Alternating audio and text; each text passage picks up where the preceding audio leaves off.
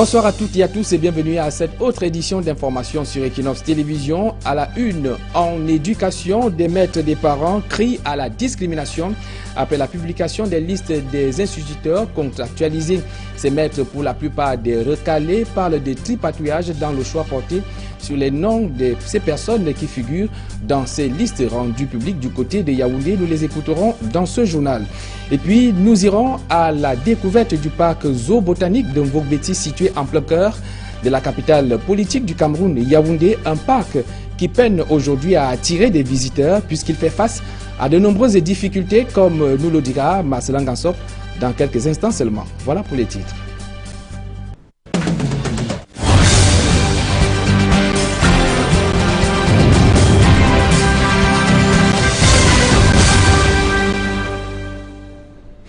Une fois de plus, bonsoir. La publication de la liste des instituteurs contractualisés provoque la colère des maîtres des parents qui parlent de tripatouillage. Pour en avoir plus de précisions, voici le reportage d'Élisée Mbogba et Guizogo depuis Yaoundé.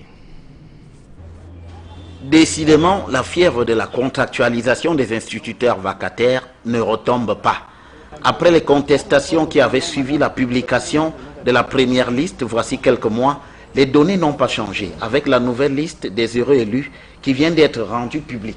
Comme l'explique Patrice Assokagam, maître des parents dans l'arrondissement de Deuk, diplômé depuis 2005 et recalé pour la contractualisation en cours. Les listes qu'on avait sorties n'étaient pas ce qui devrait être en réalité parce que après le recensement de 2012, les noms qui étaient ressortis n'étaient pas ceux qui devaient être là.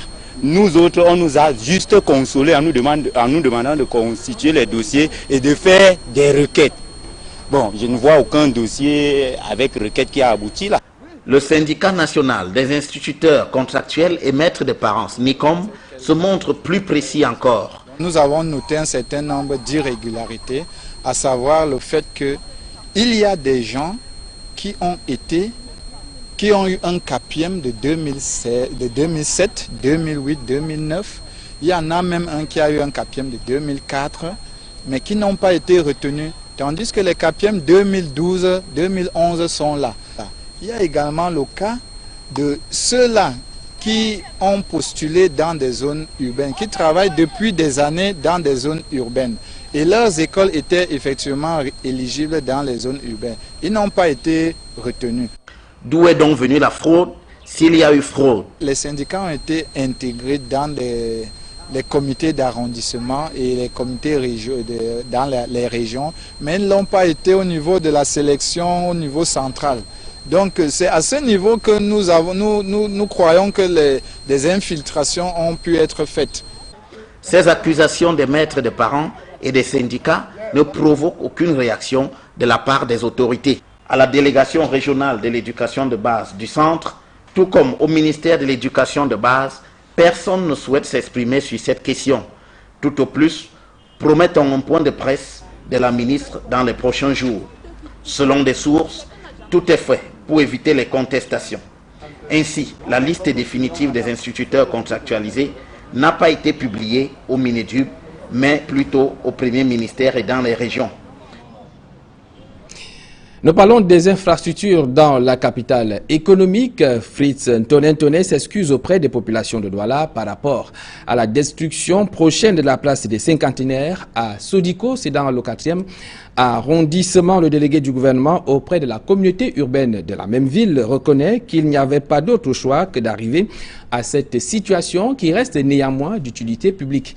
Il s'exprimait ainsi lors de la visite des chantiers dans la ville de Douala. C'était en présence de nos reporters Georges Mitterrandam et Serge Alaoutou. Il se dresse encore majestueusement à l'entrée ouest de la capitale économique. Et pas pour longtemps au regard de l'activité qui annonce le début effectif du chantier de la pénétrante ouest. À peine 2 ans après avoir été érigés, les monuments de cinquantenaires sont appelés à quitter cet espace pour un autre. Nous sommes touchés, mais on n'y peut rien. Nous demandons une certaine indulgence à la population. Ce n'est donc pas une incoordination, c'est un réajustement objectif de projet sur le terrain pour mieux servir. Ces monuments des cinquantenaires, depuis 2 ans, faisaient la fierté des populations du 4e arrondissement de Douala. Ne disparaîtront pas complètement, mais ils seront érigés non loin de leur site d'origine. On va l'enlever avec délicatesse et le monument n'ira pas très loin de cet espace. Et vous serez en temps opportun quand tous les aménagements de cette grande place de Sédiko seront finis. Vous allez voir, on va le réériger à nouveau avec dignité. Longtemps abandonné par les automobilistes et véritable dépotoir constitué de nids de poules, les travaux de réhabilitation de la rue du Rwandjoya à Noubel avancent. Terrassement, pose de caniveaux et déplacement des réseaux sont visibles dans les chantiers conduits par le génie militaire. C'est tout un autre visage. Si à Japoma, les problèmes liés au déplacement des réseaux ont été résolus, au prolongement nord du boulevard de la République, la première phase est quant à elle terminée. Celle-ci permet, depuis le mois d'août 2014, la fluidité du trafic entre Deido et Bonamoussadi, ce qui s'est matérialisé par l'ouverture d'une voie carrossable entre le carrefour Bonabassem et le rond-point Maïtur, sans plus passer par Aquanor. C'est quand on peut passer à la construction de corps de chaussée. Je crois que c'est ce qui va être fait. La réalisation des gros ouvrages, parce que là on a un pont, on vous dit un pont de 44 mètres, qui est quand même important, ce qui doit être également fait. Et la réalisation des caniveaux. Et comme on le précisait là-bas, il s'agit ici de faire de 2 fois 2 voies aux extrémités. 2 fois 2 voies aux extrémités. Faire une bande de 8 mètres engazonnée sur le plan central. Et pouvoir faire les ouvrages hydrauliques. Partout, les chantiers visités par le délégué du gouvernement accusent un retard. Bwanganga, qui signifie en langue douala méticulosité, c'est le thème retenu pour l'édition 2015 de la fête traditionnelle Ngondo, thème dévoilé à la presse ce jour par le bureau de cette assemblée traditionnelle. Les chefs supérieurs Sawa ont également présenté aux hommes des médias le titre foncier du nouveau site qui va abriter désormais les festivités du Ngondo. Les travaux sur ce site d'une superficie de 10 hectares, situé non loin du port sur le Vouri, vont démarrer dès le mois de mai en cours. Restons avec l'autorité traditionnelle Sawa, dont l'absence s'est fait remarquer lors de la célébration de la journée internationale du travail le 1er mai. Le défilé à la place Bessékel, on a constaté que les places consacrées à ces autorités traditionnelles sont restées vides du début jusqu'à la fin de cette cérémonie. Eh bien, ces autorités disent que leur absence n'a rien, ne signifie pas qu'il y avait une revendication. Ils l'ont fait savoir lors de la réunion de l'Assemblée générale du Ngondo, c'était ce jour à Douala. Le compte rendu de Sylvestre Hippolyte Zangaou et Alex Diomgan. L'image était saisissante le 1er mai dernier à la place du défilé à Douala. Une tribune aménagée pour les chefs traditionnels Sawa. Mais la tribune est restée sans occupant durant le défilé. Parmi les différentes versions qui tentaient de justifier cette absence, a prospéré celle de l'expression du mécontentement des gardiens de la tradition, du peuple Sawa, qui revendiquerait le recrutement des fils et filles de leur communauté dans des entreprises nouvellement créées à Douala. Une thèse qui est fausse, affirme Sa Majesté Milor Bwanga, le chef supérieur du canton Bélé-Bélé et président en exercice du Ngondo. Je n'ai jamais mis mes pieds à une fête du travail. En plus, on reçoit les invitations pour quelque chose que vous n'avez pas prévu. Certains n'en ont même pas reçu. Pour nous autres, on les a reçus la veille à 21h. C'est le secrétaire général du Ngondo qui m'appelle le lendemain pour me dire, mais on est en train de m'interpeller en disant que vous avez boycotté la fête parce qu'on dit que vous ne prenez pas, on est fâché parce qu'on ne prend pas nos enfants, suffisamment nos enfants dans les sociétés. Et je ne vois pas d'où ça vient. Ça n'a aucun rapport. Nous ne nous sommes même pas concertés pour ne pas y aller. C'est qu'on sait d'avance qu'on n'y va pas. Emboîtant le pas aux autres chefs supérieurs, Sa Majesté d'Indika Akwa III du canton Akwa s'étonne de la polémique que suscite leur absence au défilé du 1er mai 2015, alors qu'ils n'y vont jamais. Les chefs traditionnels, surtout à notre niveau, nous ne devons pas être partout. Quand vous allez au nord, quand vous allez à l'ouest, ce sont les gens qui vont vers les chefs de notre rang. Moi, j'ai reçu une invitation. J'ai envoyé les gens là-bas parce que nous n'avons pas l'habitude Les 6 chefs supérieurs du canton Sawa ont profité de cette sortie pour appeler les uns les autres à la prudence face à la manipulation. Relations bilatérales, on en parle dans ce journal. Le Cameroun et la France qui entretiennent des relations étroites depuis plusieurs années. La France étant l'un des partenaires privilégiés du Cameroun sur le plan international. Et ici, on revisitait quelques aspects de ces relations franco-camerounaises. C'est avec Sam Sévérin Angou. Entre la France et le Cameroun, depuis le début des indépendances, les relations de coopération ont plutôt toujours été au beau fixe. Au plan économique, après Ahidjo, Paul Biya, dès sa prise de pouvoir, s'est attelé à sauvegarder les intérêts français au Cameroun avec une présence diversifiée en termes de partenariats multiformes. La France devenant même un des 3 principaux pays investisseurs chez nous, avec les États-Unis et la Malaisie. On dénombre ainsi près d'une centaine de filiales des groupes français dans les hydrocarbures, l'agroalimentaire, le ciment, le bois, le BTP, les télécommunications. Le plan de désendettement et de développement financé à plus de 700 milliards de francs CFA aura permis une réduction considérable de la dette extérieure du Cameroun vis-à-vis de la France sur une période étalée de 15 années. Dans ce même schéma, la France financera les travaux du barrage de Lompangar à hauteur de 50 millions d'euros. Également la réhabilitation de l'entrée ouest de la ville de Douala à valeur de 75 millions d'euros. Puis l'assainissement de la voirie urbaine de Douala pour un montant total de 130 millions d'euros. Au plan politique, les visites de responsables des 2 pays se font à une cadence appréciable, avec plusieurs déplacements du chef de l'État camerounais en France au cours des dernières années. A l'inverse, Jacques Chirac, en janvier 2001, sera bien reçu à Yaoundé par les autorités. Laurent Fabius, actuel ministre des Affaires étrangères, est plusieurs fois arrivé ces derniers jours à Yaoundé depuis les libérations des otages français en mars 2013. En matière de coopération culturelle, scientifique ou technique, la France dit assurer au Cameroun une action culturelle de qualité avec la mise en place des instituts français de culture et les alliances franco-camerounaises.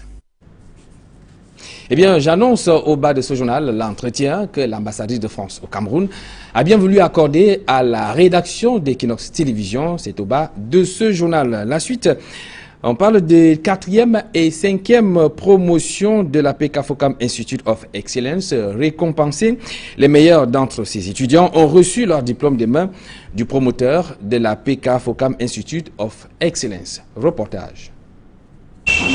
Au premier, il y a 500 000. Au deuxième, il y a 400 000. Heureux de repartir avec 1 200 000 pour les majors et 900 000 francs CFA pour les vice-majors. C'est la prime spéciale remise aux 4e et 5e promotions de la PK Focam Business Excellence Academy. Mais au-delà de cette récompense financière, c'est surtout les connaissances acquises qui font la fierté de ces cadres, désormais mieux outillés pour donner le meilleur d'eux-mêmes au sein de leurs entreprises respectives. Nous apprenons à trouver des solutions aux problèmes que nous rencontrons au quotidien à travers le questionnement et à travers la recherche d'évidence des faits. Le module que je faisais dans cette école, c'est le module Risk Management. Donc il s'agit de la gestion des risques en entreprise. Je sais qu'avec toutes les connaissances que j'ai acquises ici, je pourrais faire de grandes choses. C'est la soif de connaître davantage parce que c'est une école qui nous permet d'avoir tout ce qu'il nous faut comme leader de demain. J'ai surtout appris, certes dans le domaine professionnel, mais aussi dans le domaine de la culture d'entreprise. C'est cette culture que nous voulons propager partout. La plus-value que j'ai aujourd'hui, c'est que je suis passé de la théorie à la pratique. Aujourd'hui, je suis apte à agir sur le monde professionnel. Comment se comporter dans la vie pour réussir? Quelles sont les valeurs que nous devons développer? Notamment l'humilité, le travail, la persévérance. Nous apprenons à lutter contre le blanchiment d'argent parce que nous sommes dans le secteur de la finance. Nous apprenons le know your customer parce que nous devons connaître nos clients. C'est toujours dans la perspective de lutter contre le blanchiment d'argent. Pendant plusieurs mois, cette première cuvée de l'année 2015 s'est abreuvée abondamment à la source du risk management de la banque et des assurances. Et maintenant que ces lauréats retournent dans leur milieu professionnel, Il ne fait l'ombre d'aucun doute que leurs performances seront à la hauteur des enseignements reçus. Il y a eu celle que nous avons appelée le Batch 4, qui était une promotion des cadres déjà en emploi. Ceux-là, ils travaillaient déjà et les entreprises ont envoyé pour qu'ils reçoivent une formation qui leur permettait d'être plus performants. Ceux-là étaient au nombre de 20 et ils venaient de 4 nationalités. Cameroun, Côte d'Ivoire, Guinée équatoriale, Congo démocratique. Alors nous avons reçu aussi ce que nous avons appelé la promotion 5, qui était constituée par des cadres en pré-emploi. Ceux-là donc ont été sélectionnés par des entreprises qui nous les ont envoyés pour que nous les formions aux tâches auxquelles les entreprises voudraient les utiliser. En rappelant les défis qui les attendent désormais, le président de Piquet Focam, Institute of Excellence, a inondé ces 2 promotions d'une pluie de bénédictions. Nous avons seulement un seul message que nous adressons et dont nous passons tout le temps à former. Nous sommes seuls comptables de notre destination et surtout, n'oubliez jamais, vous n'avez pas le droit d'échouer parce que l'échec n'existe pas. Dans l'entreprise, vous devrez réussir. À travers la Business Excellence Academy, Piquet Focam, Institute of Excellence, se positionne comme le cadre idéal qui délivre une formation de qualité à l'intention des leaders de demain. Oui, ici, on forme non pas des chômeurs, mais des travailleurs. C'est la meilleure des choses.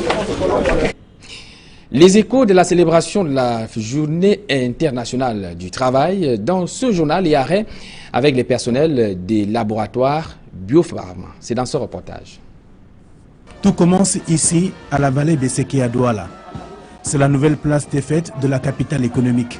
Le passage des majorettes des laboratoires Biopharma ne laisse personne indifférent.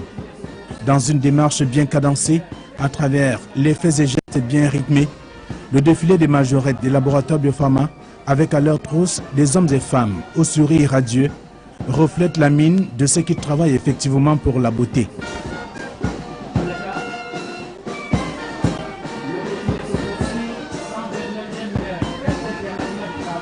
Pour les laboratoires Biopharma, la célébration de la fête du travail ne se limite pas qu'au défilé à la place de Besséké. Comme un déclic, les employés des laboratoires Biopharma, toutes catégories confondues, se sont donné rendez-vous à l'un des sièges de l'entreprise situé à Bassa pour une communion parfaite autour de l'équipe managériale de l'une des meilleures entreprises cosmétiques d'Afrique centrale. Dans un environnement où beauté et santé se conjuguent au pluriel, saupoudré de quelques notes d'humour, quelques proches collaborateurs de la direction générale ont eu l'occasion de manifester leur reconnaissance à la direction de l'entreprise pour des efforts faits dans le but d'améliorer leurs conditions de travail.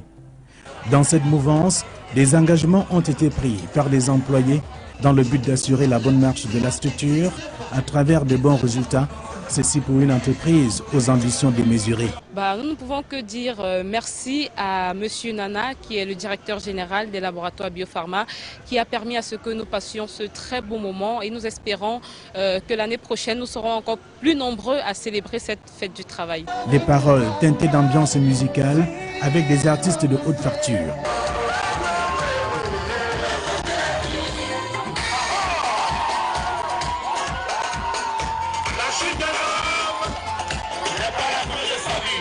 Dans cette communion parfaite, même la classe dirigeante n'est pas restée insensible.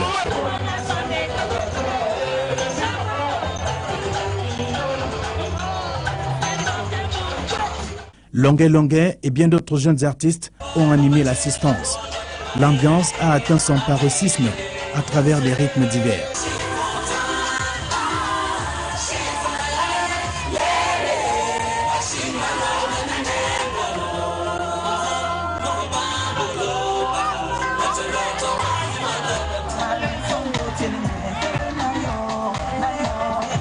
Véritable symbiose entre employeurs et employés.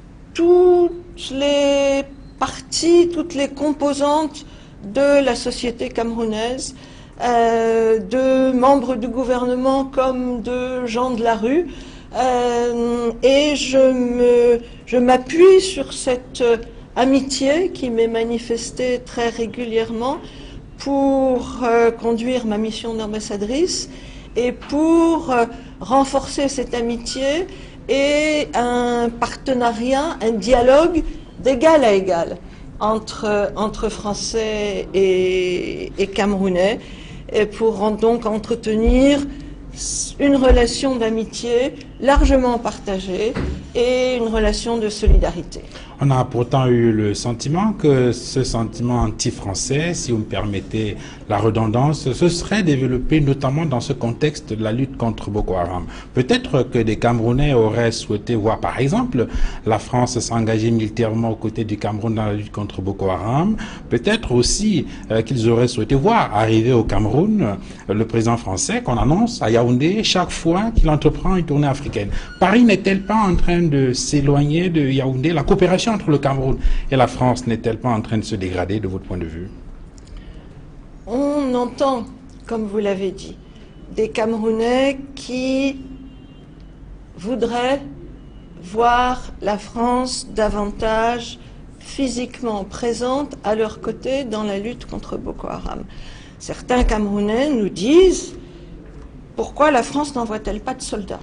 Mais d'autres Camerounais ne veulent pas plus de France, mais veulent moins de France. Que fait la France? La France est solidaire du Cameroun dans la lutte contre Boko Haram. La France voit que les États de la région, les armées des États de la région, se sont organisés et mènent courageusement et efficacement la lutte contre ces terroristes. Et le président Paul Biya a demandé un soutien international, disant à menace globale, réponse globale. La France y répond.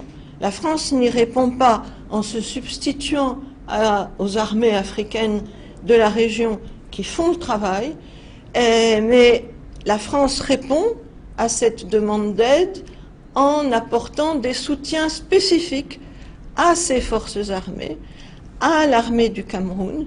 Et ces soutiens spécifiques, c'est d'abord le renseignement.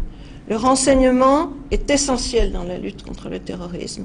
Le renseignement coûte cher parce que le renseignement nécessite des moyens aériens, des moyens humains, des capacités particulières.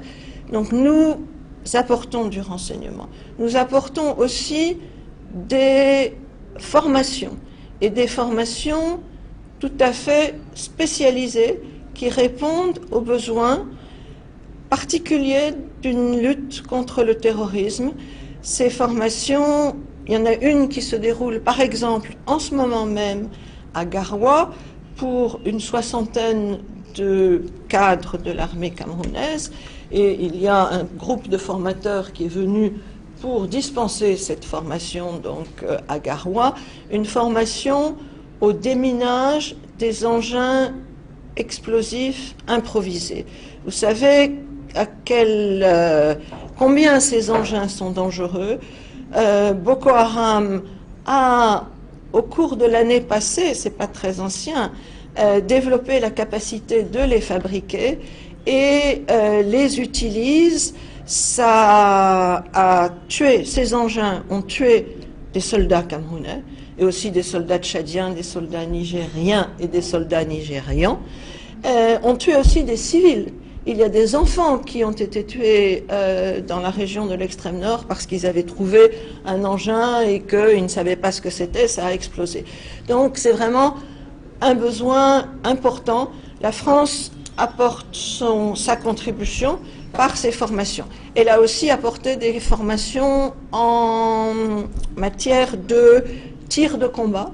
Là aussi, c'est important dans ce genre de situation, et de combat antiterroriste, la lutte asymétrique là aussi. Et ça, ces formations tout à fait spécifiques qui répondent à des besoins directement liés à l'action de l'armée camerounaise contre Boko Haram, répondent à des demandes ponctuelles et s'ajoutent à des soutiens de plus long terme qui sont, je dirais, un peu de routine et qui sont organisés dans le cadre de notre accord de partenariat de défense, par exemple pour soutenir 2 écoles camerounaises qui forment des officiers camerounais, mais aussi d'autres pays qui ont un rayonnement africain, que ce soit l'École supérieure internationale de guerre qui a fêté ses 10 ans la semaine dernière, ou bien l'EI-Force pour les forces de sécurité. Donc il y a une combinaison de ces actions de long terme et de ces coopérations ponctuelles en soutien et en réponse à des demandes précises. Est-ce que finalement il n'y aurait pas fondamentalement un problème de communication? Vous vous souvenez qu'il y a quelque temps, le ministre tchadien de la communication, par exemple, a laissé croire que 40% des armes saisies entre les mains de Boko Haram étaient de fabrication française, ce qui a peut-être jeté un pavé dans la mare. Et je vous rappelle cet anglicisme, a friend in need is a friend indeed. Et du coup, dans l'opinion, on se demande concrètement, que fait la France au moment où les Camerounais sont en difficulté? De façon palpable, on veut sentir ce soutien au Cameroun à la lutte contre Boko Haram. L'affaire des 40%, c'est une des informations infondées qui ont circulé et qui ont contribué à une perception faussée des réalités.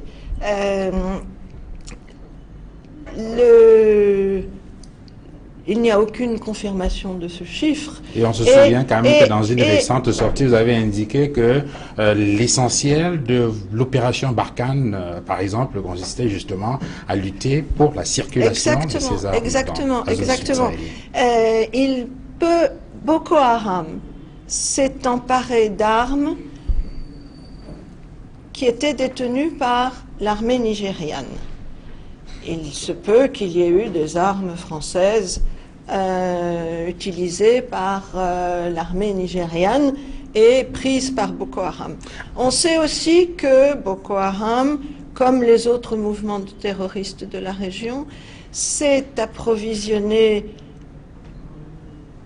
par des trafiquants internationaux d'armes, et on sait que un des grands couloirs, une des autoroutes des trafic d'armes, mais aussi trafic de migrants, trafic de drogue, c'est la bande nord du Sahel, et l'opération Barkhane, comme vous le mentionnez, vise effectivement à faire cesser ces trafics. Et donc, met des obstacles à l'arrivée d'armes de toute provenance dans cette région, et aussi l'arrivée d'autres moyens de financement dont les mouvements terroristes de la région, pas seulement Boko Haram, mais aussi ceux qui sont dans le nord, la bande nord du Sahel, profitent pour se renforcer. Et nous combattons le terrorisme. Le terrorisme a créé, celui de Boko Haram, une situation de grande violence, d'exaction, de violation des droits de l'homme dans la partie extrême nord de votre pays. Le terrorisme, à travers d'autres organisations, a également frappé la France. La France et le Cameroun sont vraiment dans le même camp, côte à côte. Et ce que nous faisons à travers le renseignement, les formations que j'ai mentionnées, mais aussi ce que fait Barkhane pour écarter, réduire les possibilités de trafic dans la partie nord du Sahara, tout ça a un effet positif pour renforcer la lutte qui est menée sur le terrain par les armées des États de la région qui sont engagés avec courage et avec succès. Alors, au-delà de ce soutien dans la lutte contre Boko Haram, qu'est-ce que les Camerounais sont en droit d'attendre de la France de façon précise, notamment dans ce contexte d'insécurité? La France va-t-elle intensifier son soutien au Cameroun dans la lutte contre la pauvreté, par exemple? La France appuie les efforts du gouvernement camerounais dans la lutte contre la pauvreté et dans les efforts de développement économique pour aller vers l'émergence. La lutte contre la pauvreté, vous savez que c'est un des objectifs du millénaire fixé par les Nations Unies, soutenu par la France, et la coopération de la France, en particulier à travers le contrat de désendettement-développement, le C2D, vise, en appuyant une stratégie définie par le gouvernement, à savoir le CSCE, le document de DSCE, pardon, DSCE, document de stratégie pour la croissance et l'emploi. C'est la stratégie déterminée par le gouvernement du Cameroun pour lutter contre la pauvreté, développer le pays.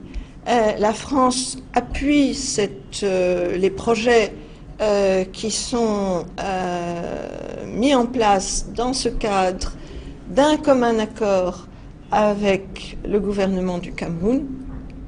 Et nous voyons que si on avait ici une carte du Cameroun montrant où se développent des projets financés par le C2D ou bien financés par d'autres moyens de la coopération française, parce qu'il n'y a pas que le C2D. La France est un des premiers pourvoyeurs d'aide publique au développement en Afrique, et c'est le cas aussi au Cameroun. Et donc, les projets de développement soutenus sont répartis sur l'ensemble du territoire. Cela étant, en raison de ce que l'on voit des évolutions de la lutte contre la pauvreté au Cameroun, on voit des progrès, mais on voit qu'il y a des inégalités régionales et que les régions qui restent les plus fragiles sont les régions qui sont malheureusement au même moment celles qui souffrent le plus des débordements de crise venant de chez les voisins. La région du Nord, surtout l'extrême Nord, et aussi la région de l'Est. Donc, pour répondre à la crise provoquée par Boko Haram dans l'extrême Nord, nous avons une réponse de soutien à l'armée, ce que j'ai mentionné tout à l'heure, et aux forces de défense et de sécurité. Nous avons également une réponse à la crise humanitaire provoquée par Boko Haram et nous apportons des financements à des organisations, le HCR, la Croix-Rouge, on va en accorder d'autres dans les semaines qui viennent, pour l'assistance humanitaire, pour porter secours aux populations qui sont victimes de Boko Haram et aux populations qui sont des victimes indirectes, parce qu'elles accueillent des réfugiés, elles accueillent des déplacés et elles ont donc besoin de soutien. La troisième réponse qui nous paraît importante, c'est d'accroître les efforts de développement de ces régions et sans attendre. Et pour cela, nous avons d'ores et déjà conduit un dialogue avec les autorités camerounaises pour réorienter certains fonds du C2D qui étaient dédiés au PNDP, le programme qui permet d'appuyer les projets de développement élaborés par les communes, donc pour réorienter quelques milliards de francs CFA vers le financement de projets qui sont inscrits dans le programme qu'a mis en place le gouvernement, le programme d'aménagement du territoire de cette région, qui est une réponse à la crise actuelle et aux besoins de développement prioritaire. Pourquoi vous parlez de réorientation alors que vous avez reconnu vous-même qu'il y a un taux de stationnement important en ce qui concerne par exemple ce CD2? Il y a un chiffre important et un fonds important qui est en ce moment stocké à la Banque des États de l'Afrique centrale qui n'est pas consommé. Pourquoi parler de réorientation? Je comprends très bien la question. Elle est tout à fait fondée.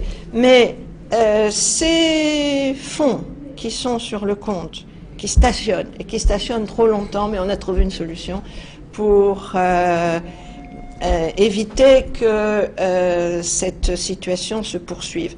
Ces fonds, ils sont déjà affectés. Ils sont déjà affectés à des projets qui ne sont pas encore prêts, ou bien qui sont lancés, mais qui avancent lentement. Donc on ne peut pas utiliser l'argent parce que l'argent est déjà prévu pour une utilisation bien précise. Donc ce qui s'est fait, c'est que pour donc dégager quelques milliards de francs CFA pour des projets dans l'extrême nord, c'est une réorientation de fonds qui étaient déjà affectés au PNDP et en raison des priorités. Et tout sera fait pour que ces financements aillent à des projets qui utiliseront une main-d'œuvre importante, des travaux à haute intensité de main-d'œuvre pour créer de l'emploi. Donc ça, c'est quelque chose qui est en train de progresser dans les bureaux, je dirais, mais on devrait voir des travaux commencer sur le terrain avant la fin de cette année. D'autre part, nous allons engager avec le gouvernement camerounais les discussions sur ce que sera le troisième C2D. Alors là, c'est totalement indépendant des fonds qui sont déjà dédiés à certains projets dans le compte. Et nous sommes naturellement ouverts aux propositions que fera le gouvernement dans le sens de l'amélioration de la consommation de ces questions. Donner certaines priorités à certaines régions du pays ou à certains types de projets. Le C2D, c'est un contrat pour financer d'un commun accord et nous sommes à l'écoute de ce que le gouvernement souhaitera. Alors, il faut se souvenir que l'aide française au développement s'est quelque peu accrue depuis l'atteinte du point d'achèvement de l'initiative Pays pauvres très endettés. Et il faut également se souvenir que parmi les conditionnalités, il y avait bien évidemment la bonne gouvernance, la démocratie, les droits de l'homme. Quel regard portez-vous sur le processus de démocratisation du Cameroun en cours? Vous avez raison de dire que c'est un processus. La démocratie, vous savez que nous y sommes très attachés. Vous savez aussi que la démocratie se construit, s'entretient, doit être constamment nourrie, que ce n'est pas seulement, et dans tous les pays du monde, même ceux qui connaissent la démocratie depuis longtemps, parce qu'on a vu dans l'histoire des reculs, il faut toujours être attentif, et c'est la responsabilité des peuples, pas seulement des gouvernements, mais aussi des forces politiques au pouvoir dans l'opposition, des sociétés civiles et des citoyens. Vous dites à juste titre qu'il y a un processus en cours au Cameroun. Effectivement, on a vu des évolutions vers un renforcement de la démocratie. Ce pays a connu un régime de parti unique, il est maintenant il connaît maintenant le pluripartisme, il y a des élections, il y a une constitution que personne ne remet en cause. Il reste des institutions constitutionnelles qui ne sont pas encore en place. Et justement, sur la question des institutions, Madame l'ambassadrice, démocratie suppose institutions fortes. Et dans l'architecture institutionnelle du Cameroun, en ce moment, il y a comme des failles le Conseil constitutionnel qui est prévu par la loi fondamentale du 10 janvier 1996 n'est pas encore mise en place. Je vous fais grâce de cette bataille de préséance entre le président du Sénat, qui est normalement chargé d'assurer l'intérim en cas de vacances, et le président de l'Assemblée nationale, ce qui fait présager, selon des observateurs, une transition politique assez houleuse au Cameroun après l'actuel président de la République. La France est-elle préoccupée par rapport à la question de l'alternance politique présente dans les discours politiques au Cameroun ces derniers temps? La France est attachée à la stabilité du Cameroun. Et nous voyons, et à la stabilité pas seulement du Cameroun, mais de la région, de l'Afrique, du monde. Nous voyons que dans certains pays dont les institutions sont fragiles, les périodes de transition peuvent amener des crises.